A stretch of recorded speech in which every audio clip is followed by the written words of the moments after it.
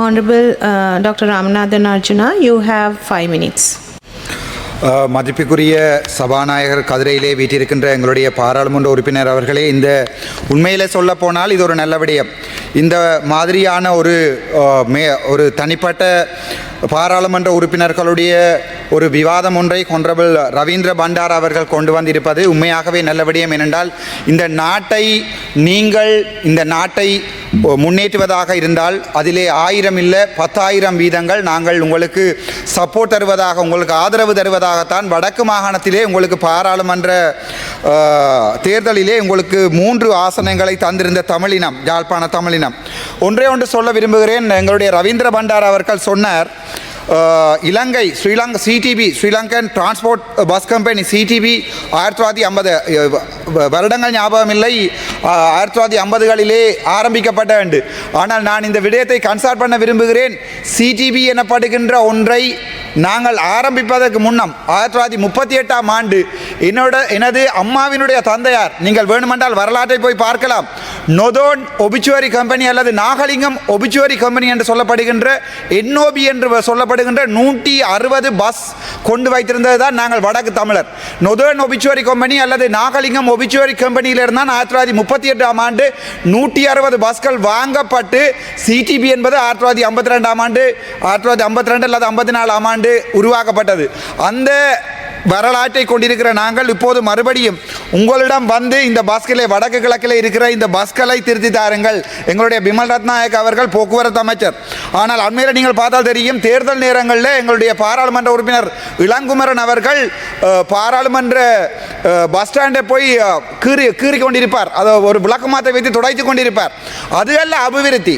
நீங்கள் 180 பாராளுமன்ற உறுப்பினர்களை கொண்டு வைத்திருக்கின்ற போது 159 நாங்கள் தமிழர்களாக உங்களை எவ்வாறு வரவேற்றோம், உங்களை வடக்கு மாகாணம் எவ்வளவு ஒரு ஆசையாக வரவேற்பது, உங்களுடைய வடக்கு மாகாண உங்களுடைய உரையை, என்னுடைய உரையிலே வடக்கு மாகாண பட்ஜெட் என்று சொல்லும் அளவுக்கு உங்களிலே எங்களுக்கு நம்பிக்கை இருந்தது. நாங்கள் தமிழர்கள் இலகுவாக உங்களை நம்பிவிடுவோம். அதைத்தான் எங்களுடைய வடக்கு மாகாணத்தில் இருக்கிற தமிழர்கள் செய்தார்கள். ஆனால் இந்த 7 மாதங்களிலே நீங்கள் வடக்கு கிழக்கிலே செய்த அபிவிருத்தியை சற்று சிந்தித்து பாருங்கள். உங்களுடைய பிமல் ரத்நாயக் அவர்கள் வந்தார், எலெக்ஷன் நேரம் உங்களுடைய ஜனாதிபதி வந்தார், பிரதமர் வந்தார், எல்லாரும் வந்தார்கள். கோயில் திருவிழாக்கள் போல் பெரிய பிரச்சார மேடைகள் நடத்தப்பட்டது. நாங்கள் எதிர்பார்த்தோம் அரசியலையும் தாண்டி தமிழ் மக்களுக்குரிய ஒரு விடிவை நீங்கள் செய்வீர்கள் என்று. ஆனால் நான் நினைக்கிறேன் எங்களுடைய வடக்கு கிழக்கு மக்கள் இப்போது முற்றாக உங்களுடைய அரசாங்கத்தை எதிர்க்கிறார்கள். அதுக்கு ஒரு முக்கியமான காரணம், ஒரு தமிழனாக இருந்த எனது குரலை நீங்கள் 8 நாட்கள் தொடர்ந்து உள்ளூராட்சி சபை தேர்தலுக்காக முறுத்தி வைத்தீர்கள். ஆனால் அது என்னுடைய தனிப்பட்ட விடயம். ஆனால் அதையும் தாண்டி இன்று கஜேந்திரகுமார் பொன்னம்பலம் அவர்கள் ஒரு பாராளுமன்ற உறுப்பினரை கொண்ட கட்சி வந்து இப்போ 80,000 வாக்குகளை உள்ளூராட்சி சபை தேர்தல் விழுந்திருக்கிறது என்றால் அதிலே ஒரு சிறு அளவிலே நான் அவருக்கு கொடுத்த ஆதரவு. நான் சொல்லியிருக்கிறேன், எனக்கு அரசியல் இல்லை, ஆகவே கஜேந்திரகுமார் பொன்னம்பலம் அவர்களுக்கு உங்களுடைய ஆதரவை கொடுங்கள் என்று நான் சொன்னதால் ஒரு சிறு அளவண்டு வைத்துக் கொள்வோம். நான் பெருசாக கதைக்கவில்லை. என்னிடம் இருந்த வாக்கு வங்கி 27,000. ஏன் நான் என்பிபிக்கு அந்த ஆதரவை கொடுக்காமல் இன்னொரு தமிழ் கட்சியை கொடுக்கிறேன் என்றால் நீங்கள் பொய் சொல்லுகிறீர்கள். வடக்கு